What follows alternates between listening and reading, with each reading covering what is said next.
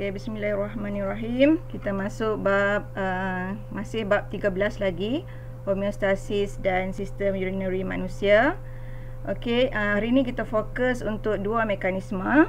Mekanisme pengawal aturan tekanan separa karbon dioksida, okey, dalam darah, dan juga yang kedua mekanisme kawal atur tekanan darah. Okey, yang ni tekanan separa CO2. Yang kedua ni berkaitan dengan tekanan darah. Okey.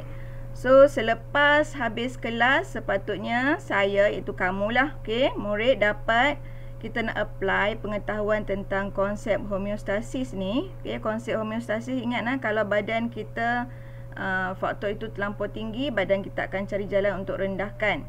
Kalau faktor tersebut terlampau rendah, badan kita akan cari jalan untuk meningkatkan. Okey, so dalam kes ini tekanan separa karbon dioksida. Okey, tekanan separa karbon dioksida berkaitan dengan pH darah. So itu adalah faktor kimia dan juga tekanan darah. Okey, tekanan darah. Okey, dua je kita fokus. Kita boleh fokus banyak-banyak, nanti kita lupa takut kita tak ingat sebab benda baru kan. So kita fokus yang pertama dulu. Macam mana badan kita nak kontrol kepekatan karbon dioksida dalam darah, ataupun kita sebut sebagai tekanan separa karbon dioksida dalam darah. Okey. So kalau berkaitan dengan karbon dioksida dalam darah, ia berkaitan dengan proses pernafasan. Sebabnya bila kita bernafas, kita akan sedut gas oksigen, okey, dan kita akan singkirkan gas karbon dioksida, betul kan? So pernafasan ni adalah tindakan luar kawal. Kita belajar sebelum ni kan, tindakan ada dua, tindakan terkawal dengan tindakan luar kawal. So tindakan luar kawal, ingat tak, dikontrol oleh siapa dekat bahagian otak kita? Di otak kita kan ada tiga bahagian, cerebellum dengan medulla oblongata. So tindakan luar kawal ni, pernafasan ni adalah tindakan luar kawal. Jadi ia dikawal oleh medulla oblongata. Ingat kan kat mana kawasan medulla oblongata? So dekat medulla oblongata tu, yang kontrol proses pernafasan ini adalah dipanggil sebagai pusat kawalan respirasi. Okey, sebab kita tahu kan proses respirasi ni, proses inilah yang akan menghasilkan gas karbon dioksida kan. Sebabnya respirasi ni proses pengoksidaan glukosa dalam sel untuk hasilkan tenaga. Okey, di samping itu dia akan hasilkan air, wap air dengan karbon dioksida. So ada kaitan kan karbon dioksida tu. Alright. Ingatlah ini adalah pusat kawalan respirasi yang berada di medulla oblongata. So pusat kawalan ni apa kerja dia? Dia nak membantu mengekalkan keadaan homeostasis. Maksudnya di sini, kalau badan kita kalau darah dalam badan kita tu terlampau banyak karbon dioksida, jadi badan akan cari jalan untuk singkirkan karbon dioksida tu. Okey. So itu bermaksud kita nak kawal aras tekanan separa karbon dioksida. Okey, so inilah bahagian medulla oblongata. Okey, kat sini ada pusat kawalan respirasi. Ingat pusat kawalan respirasi terletak di bahagian medulla oblongata. Okey, so di sini medulla oblongata. Yang ni hijau ni.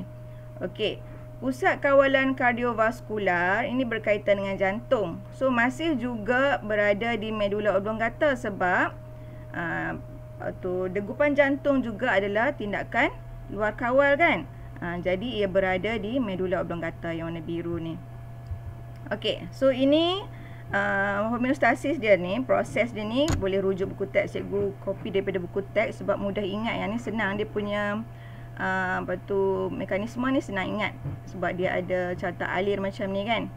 Okey, so kita tengok apa keadaan dalam badan kita yang menyebabkan karbon dioksida dalam badan kita tu meningkat. Ia berkaitan semasa kita jalankan aktiviti cergas kan. Semasa kita buat aktiviti cergas, contohnya kita jogging ke ataupun kita berlari, maksudnya pada masa itu badan kita akan cari jalan untuk dapatkan tenaga yang berlebihan kan. Kita nak tenaga yang lebih sebab kita jalankan aktiviti cergas. Bila kita buat aktiviti cergas, so respirasi sel tu bekerja keras lah untuk menghasilkan tenaga. di samping itu dia akan hasilkan lebih banyak karbon dioksida. Jadi pada masa tu, pada masa tu badan kita akan menghasilkan lebih banyak karbon dioksida, maka tekanan separa karbon dioksida akan meningkat. Nampak disebabkan oleh aktiviti respirasi sel. Nah, dia ada kaitan ni. Okey So, apa yang berlaku lepas kita kena bayangkan kat badan kita sendiri, baru kita senang nak ingat. Bila badan kita terlampau banyak karbon dioksida, perkara itu luar biasalah pada badan kan. Jadi akan memberi kesan. Bagaimana kesan itu? Karbon dioksida tu akan larut dalam plasma darah. Dia gas kan. Dia akan larut, gas yang boleh larut dalam plasma darah akan membentuk asid karbonik. Dia larut dalam plasma darah sebab plasma darah ada air kan. Jadi akan membentuk asid karbonik. Okey, ini asid karbonik. Air ni dalam plasma darah. So asid karbonik akan terurai. Okey, ini tindak balas berbalik. Asid karbonik akan terurai menjadi ion hidrogen dan ion bikarbonat. Okey. Bila nampak ion hidrogen ni bermaksud dia ada kaitan dengan pH. Okey. pH untuk berasid maksudnya pH itu akan berkurang ke bertambah? Kalau berasid pH dia. Siapa boleh kata je? Okay, very good. Okay, pH dia akan berkurang. Jadi sinonim lah kalau karbon dioksida banyak dalam darah, ini bermaksud badan kita berasid, maka nilai pH darah akan berkurang. Okay, menurun. So dekat sini kita fokus dekat bahagian otak lah sebab pusat kawalan respirasi tu kan dekat dengan medulla oblongata kan. Dekat situ. So, detection tu dia berlaku dekat ni. Nilai pH darah dekat otak tu akan menurun. Especially dekat mana? Dekat bendalir cerebrospina. Okey, darah dekat kawasan otak tu lah. Nilai pH darah dan bendalir tisu dekat bendalir cerebrospina ni dekat otak ni akan menurun. Ni kesan dia. So, penurunan pH darah dengan bendalir tisu tu dikesan oleh kemoreseptor. Kan reseptor ni, kemo ni berkaitan dengan kimia kan, pH ni kimia. Okey, kemoreseptor pusat dekat mana? Masih juga dekat medulla oblongata. Okey. So, di sini sel deria yang peka terhadap bahan kimia dan kemoreseptor periferi pada leher, iaitu ingat ni jasad karotid dan jasad aorta. Sini nampak dalam buku teks ada jasad karotid dan jasad aorta, dua tempat ni. Sini sekejap sini jasad karotid dengan jasad aorta. Ni yang dia detect tentang perubahan karbon dioksida, perubahan pH lah, perubahan pH. Okey. So, perubahan ni bila berlaku, bila dah dikesan, jadi impuls saraf akan dihantar. Dia nak bagi tahu lah kata badan kita tu sekarang ni banyak asid. Okey. Impuls saraf akan dihantar ke pusat kawalan respirasi dan pusat kawalan kardiovaskular. Dua tempat ni lah sebab dia ada kaitan. Kalau pusat kawalan respirasi, dia akan hantar ke efektor dekat otot apa? Dekat bahagian peparu. Kalau yang kardiovaskular ni, dia akan hantar ke efektor di bahagian jantung. Okey. So, cikgu sambung kat bawah. Okey, sini sambung tadi kan. So, yang ni. Selepas didapat detect perubahan dalam badan yang pH dia berkurang, yang berasid tu, ini efektor dia. Okey. Ada 3 benda kena ingat. Otot intercostal. Otot intercostal dekat sini dekat tepi ni. Dekat tepi-tepi ni. Okey. Kemudian otot diafragma. Ini diafragma sini. Okey, diafragma dan juga kardium jantung. Sini. So 3 ni lah. Bila ada perubahan tentang pH darah, 3 bahagian ini, otot intercostal, diafragma dengan otot kardium akan mengecut dan mengendur dengan cepat. Apa tujuan otot dan juga diafragma ni? Otot dan diafragma ini mengecut dan mengendur dengan cepat Tujuan dia nak meningkatkan kadar pernafasan. Okey, nak meningkat kadar pernafasan. Sebab apa nak meningkatkan kadar pernafasan? Kita nak singkirkan karbon dioksida. Sebab karbon dioksida itulah yang menyebabkan pH darah akan menurun, berasid kan. Jadi tujuan badan kita sekarang ni kita nak singkirkan karbon dioksida itu. Jadi kadar pernafasan kita akan meningkat. Otot-otot ni akan mengecut dan mengendur dengan cepat. So jantung pun samalah, jantung akan berdegup dengan kencang supaya kadar ventilasi meningkat. Kadar ventilasi ni maksudnya kadar kita keluarkan karbon dioksida dan ambil balik oksigen tu. Okey, so tindakan ini menyebabkan lebih banyak gas karbon dioksida dihembuskan keluar dari paru. Kesan dia, tekanan separa karbon dioksida dan nilai pH darah akan kembali normal. Nampak tak? Tadi kan Cik beritahu untuk konsep homeostasis, kalau pH dalam darah kita tu rendah, dia akan cari jalan untuk tingkatkan lagi supaya kembali normal. Okey? Alright. So, dekat sini perkara-perkara baru yang kamu baru jumpa ni, contoh dia macam ni lah, jasad karotid, jasad aorta. Okey? Otot interkostal semua ni biasa dengar kan? Okey, so kadar pernafasan, kadar jantung boleh highlight boleh highlight dekat kamu boleh photostat dan highlight supaya kamu ingat selalu nama-nama ni. Alright. Okey, itu adalah homeostasis, mekanisme macam mana badan kita kontrol pH darah dalam dalam badan kita disebabkan oleh peningkatan karbon dioksida. Ingat peningkatan karbon dioksida ni berlaku apabila kita menjalankan aktiviti cergas. Dia juga boleh berlaku sekiranya kita berada di tempat yang tinggi sebab bila kita berada di tempat yang tinggi, oksigen kurang. Semakin meningkat, semakin tinggi sesuatu kawasan itu, oksigen makin kurang. Jadi masa tu kan sama juga proses dia. Kadar pernafasan kita akan meningkat, kadar denyutan jantung juga meningkat dan juga kadar ventilasi juga akan meningkat. Alright. Okey. Yang ni ini adalah bendalil cerebrospina ni. Yang kata pH darah kita nak kesankan ni kan. Yang membasahi bahagian otak. Ini bendalil cerebrospina. Okey, kemoreseptor yang peka terhadap bahan kimia. Contohnya yang ion hidrogen tadi kan, yang pH darah kita berkurang tu. Perubahan pH dikesan oleh kemoreseptor. Ada dua lah. Satu yang dekat medula oblongata.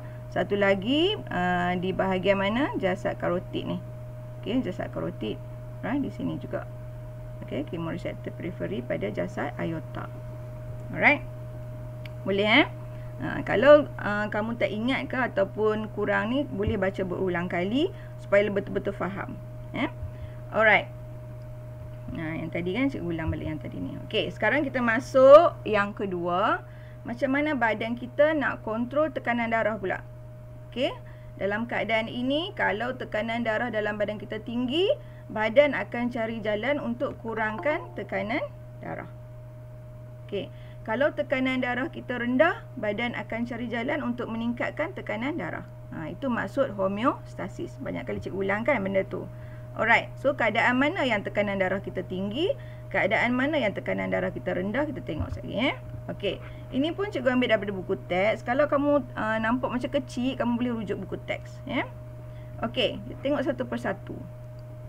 So, situasi dia begini. Apabila tekanan darah seseorang individu menurun. Ini situasi dia lah, menurun macam mana. Contoh dia kalau berlaku kemalangan. Kalau seseorang itu berlaku kemalangan, mungkin dia akan cedera parah kan. Jadi darah mengalir keluar dengan banyak, menyebabkan tekanan darah dalam badan dia akan berkurang. Okey, berkurang. So di sini kita tak boleh ambil reseptor yang sama macam tadi. Kalau yang tadi, yang perubahan karbon dioksida tu, itu adalah kemoreseptor. Sekarang ni nama dia adalah baroreseptor. Okey, reseptor yang mengesan tentang tekanan darah itu adalah baroreseptor. So baroreseptor ni ada di arka aorta dan arteri karotid. Pada masa ini, kalau tekanan darah berkurang, kedua-dua reseptor ini yang berada di kedua-dua tempat, arka aorta dengan arteri karotid ni kurang dirangsang. Apabila kurang dirangsang, pusat kawalan kardiovaskular di medula oblongata pun kurang dirangsang. Bila kurang dirangsang, apa yang terjadi? Salur darah dekat arteri ni akan berlaku pencerutan. Kita panggil sebagai pemvasocerutan. Vaso ni salur darah lah. Nampak dia mencerut ni, maksud dia mengecut. Okey, mengecut. Tadi nampak tak bila tekanan darah rendah, maksudnya dia punya salur darah tu dia besar. Kan? Jadi bila berlaku kes macam tu, badan akan cari jalan supaya mengecil balik, supaya nak bagi tekanan darah tu meningkat. Okey? Jadi pemvasocerutan ni akan menambahkan rintangan. Bila dia kecil, rintangan akan meningkat kan? Bila salur darah tu kecil, rintangan akan meningkat. Bila rintangan akan meningkat, pengaliran darah tu akan menjadi lebih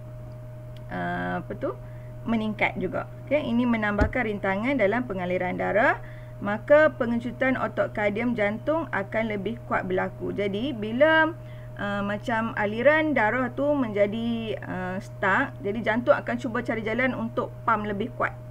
Okey, bila pump lebih kuat, ini menyebabkan tekanan darah kembali kepada julat normal. Tekanan darah akan ditingkatkan. Yang belah kuning ni kes apabila tekanan darah kita berkurang ataupun menurun. Tengok yang warna purple ni belah kanan, ini kes apabila tekanan darah kita meningkat. Contoh, okey, bila kita menjalankan aktiviti cergas, tekanan darah kita akan meningkat. Okey, masa ini reseptor yang kita panggil sebagai baroreseptor dekat arka aorta dengan arteri karotid ni akan dirangsang. Dia hanya rangsang kalau tekanan darah meningkat. Kalau tekanan darah menurun, baroreseptor tak akan dirangsang. Okey. Bila baroreseptor ni dirangsang, of course pusat kawalan kardiovaskular, okey, yang ni tak ada kaitan dengan pusat kawalan respirasi yang ni dia hanya satu saja. Pusat kawalan kardiovaskular di medula oblongata pula akan dirangsang. Okey, pada masa ini dia akan efek kepada salur darah tu. Nampak? Bila salur darah itu tekanan darah meningkat, maksudnya salur darah tu dia jadi kecil kan. Jadi badan kita akan cari jalan untuk bagi kembang balik salur darah tu. So, salur darah yang kembang kita panggil sebagai pemvasodilatan. Pemvasodilatan. Okey. So, kes ini menyebabkan rintangan pengaliran darah akan berkurang.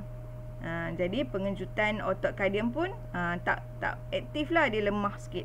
Bila lemah, maksudnya tekanan darah akan berkurang. Jadi tekanan darah akan kembali kepada julat normal. Nampak So, ini adalah macam mana badan kita secara automatik, kita tak sedar benda ni berlaku di luar panggil sebagai luar kawalan. Okey. Ni pengawal aturan tekanan darah, baroreseptor, ini arteri karotid dengan arka aorta. So, dekat sini medula oblongata yang akan bagi dia akan terima rangsangan dan hantar kepada efektor, iaitu dekat otot jantung. Okey, pengecutan otot kardium. Okey. Yang inilah yang cikgu terangkan tadi ni. Okey. So, jantung akan berdegup untuk sama ada kalau pemvasocerutan dia kecil, berdegup dengan lebih kencang. Kalau pemvasodilatan, salur darah menjadi besar, jadi kurang sikitlah degupan jantung tu. Alright. Okey. Saya dua tu tak lebih banyak-banyak. Kita pergi dua tu. Kita tengok apa soalan yang berkaitan dengan kedua-dua mekanisme tadi. Kita nak kontrol tekanan darah dan juga kontrol tekanan separa karbon dioksida. Okey, contoh yang pertama. Tengok soalan objektif. Dalam SPM banyaklah soalan berkaitan. Okey, tengok soalan yang pertama. Ini cikgu ambil daripada soalan SPM 2009. Okey, soalan 22. Okey, aras oksigen dalam darah seorang pendaki gunung jatuh di bawah aras normal. Okey, maksudnya kat sini dia tak fokus karbon dioksida, dia kata aras oksigen. Kalau aras oksigen jatuh, maksudnya kawan dia tu yang karbon dioksida meningkatlah, betul tak? Okey. Jadi proses manakah yang berlaku dalam sistem respirasi untuk mengembalikan aras oksigen ke normal? Sebenarnya ada kaitan dengan pH lah. Nampak tak? Okey, pH darah kan. Okey, tengok nombor 1. Proses manakah yang berlaku dalam sistem respirasinya untuk mengembalikan aras oksigen ke normal? 1. pH darah menurun. 2. Kadar pernafasan dan ventilasi meningkat. Otot respirasi mengecut dan mengendur dengan lebih cepat. Otot interkostal mengecut dan mengendur dengan lebih lambat. Okey, mana jawapan dia? Proses yang mana berlaku untuk mengembalikan aras oksigen ke normal. Adakah pH darah menurun? pH darah masa tu memang menurun, kan? Tapi kita nak bagi dia kembalikan ke aras normal. Okey, Hafiz jawab C. Okey, pH darah menurun tak boleh, dia kena meningkatkan lagi lah. Kita nak tingkatkan pH darah lah, sebab dalam keadaan sekarang ni, orang ni memang pH darah dia menurun. Jadi dia kena perlu tingkatkan lah kan? Betul tak? Kadar pernafasan dan ventilasi meningkat. Betul. Otot respirasi mengecut dan mengendur dengan lebih cepat. Betul kan? Sebab dia nak singkirkan lebih banyak karbon dioksida. Dua-dua ni, 2 dengan 3 ni, tujuan dia untuk menyingkirkan karbon dioksida. Kan? Otot interkostal mengecut dan mengendur dengan lebih lambat. Ni salah lah. So, jawapan dia adalah C. Okey, jawapan dia adalah C. Okey, dapat ini contoh soalan. Sebab tu kamu jangan bimbang. Kalau kamu baca, kamu rasa macam susah nak faham, kamu cari soalan supaya kita boleh bagi tingkatkan kefahaman kita tu. Kadang-kadang kita tak apa nak clear masa kita baca, kita tak apa nak faham. Tapi bila kita jawab soalan, baru kita dapat relate dengan apa yang kita baca. Okey, ini soalan SPM 2018. Lebih kurang sama juga kan?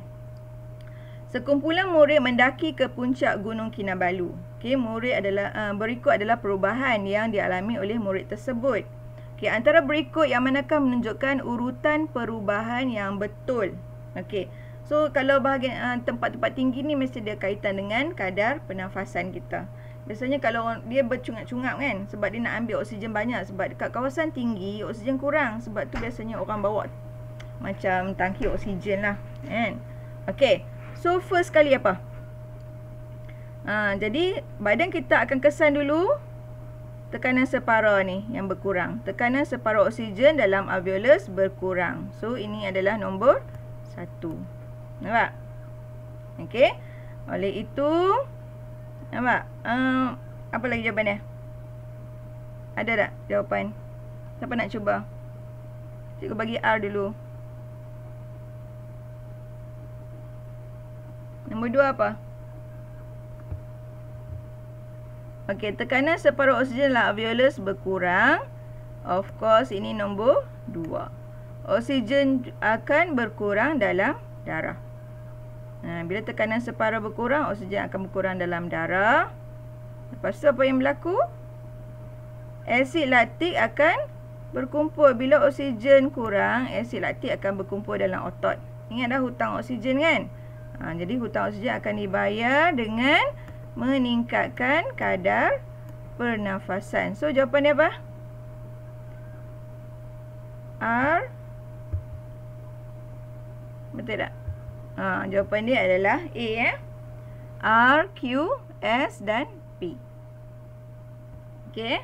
Satu lagi soalan objektif. Kita tengok soalan subjektif pula. Antara berikut yang manakah berlaku untuk mengurangkan jumlah karbon dioksida dalam darah selepas seseorang itu bersenam? Ini senang je ni. Okey, cuba bagi jawapan. Cuba type jawapan.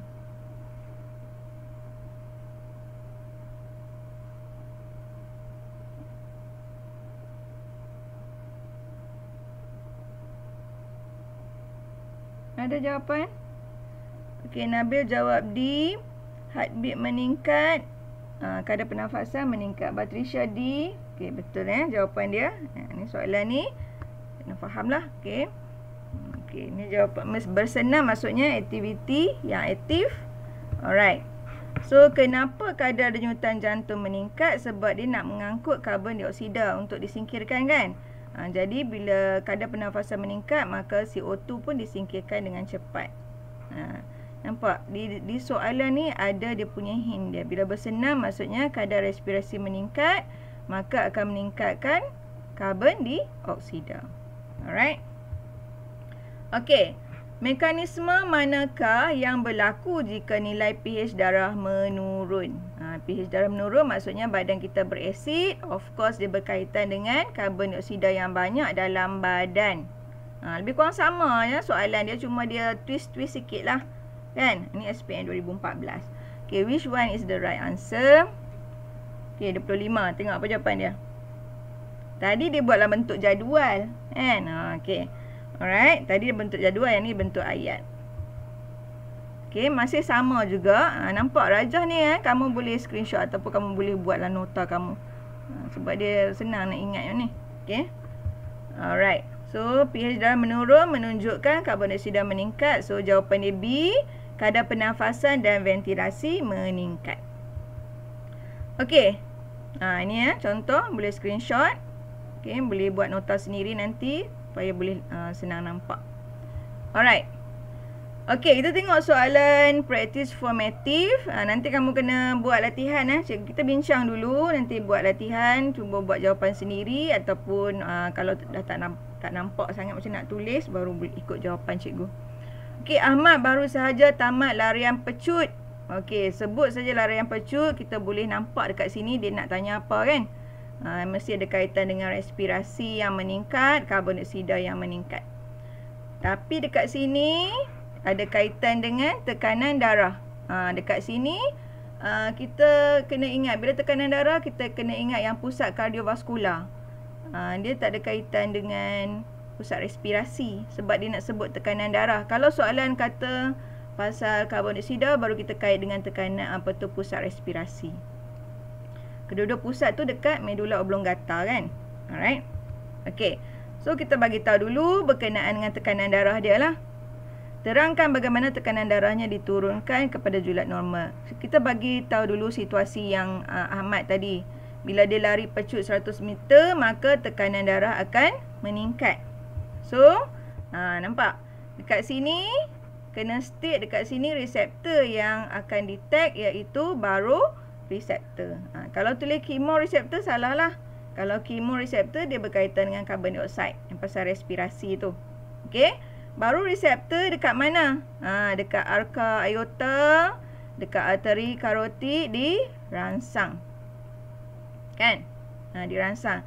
Kalau tekanan darah turun tak dirangsang. Kalau tekanan darah naik, maksudnya yang ni akan dirangsang.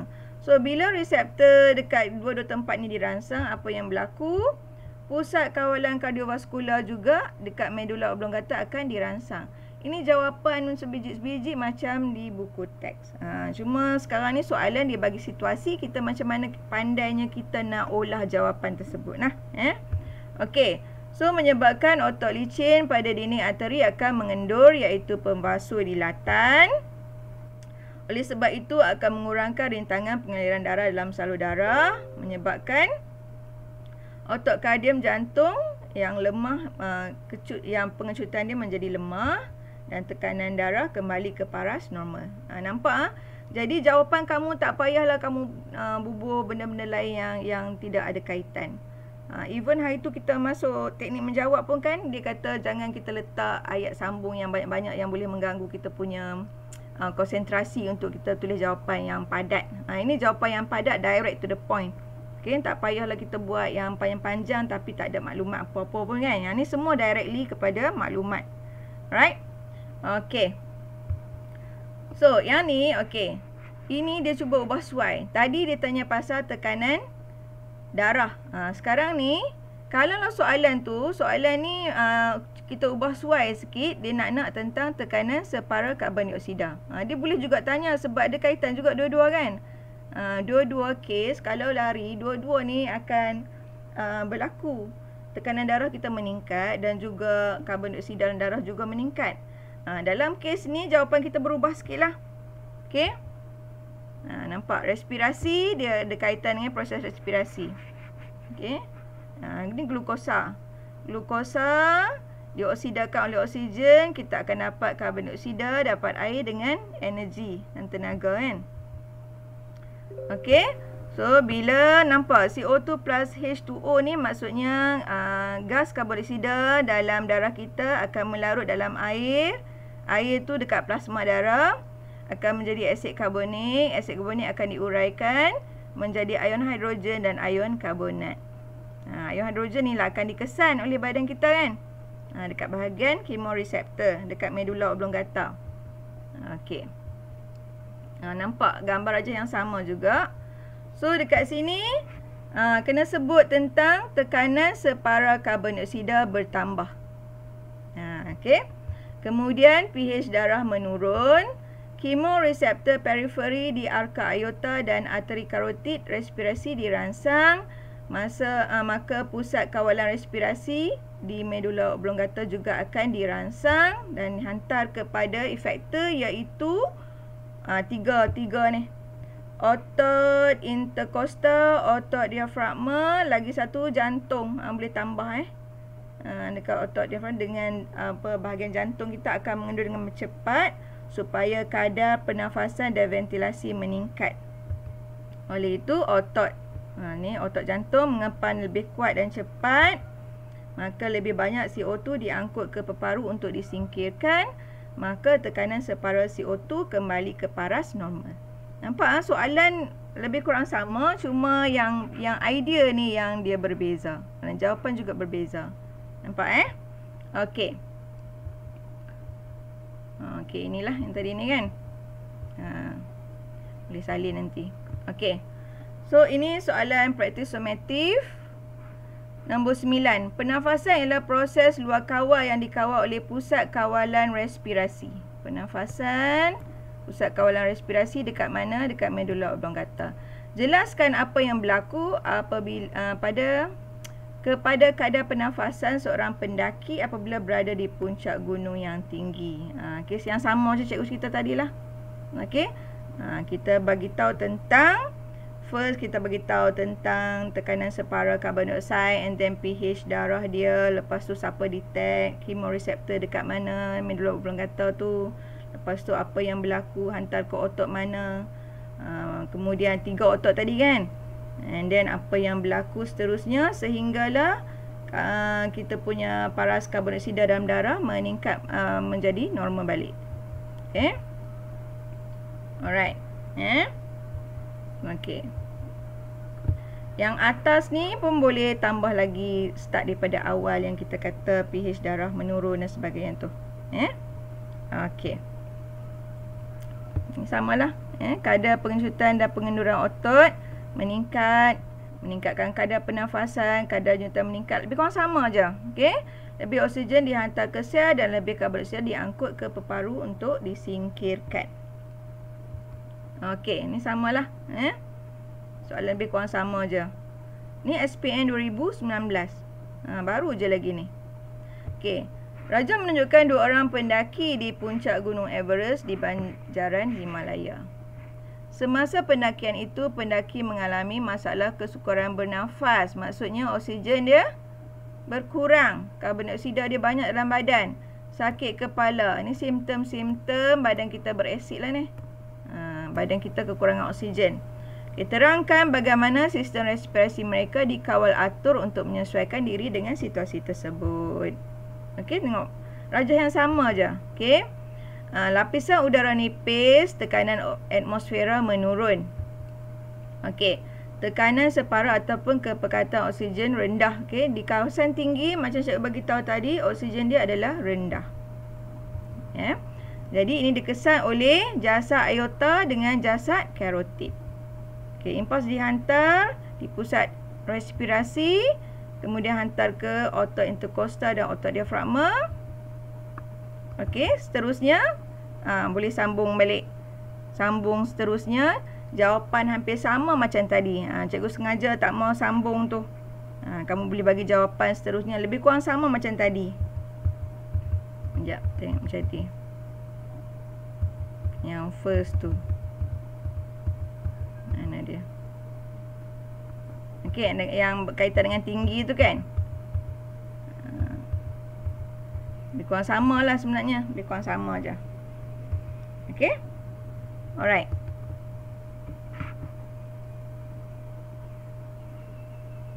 Ada soalan tak setakat ni?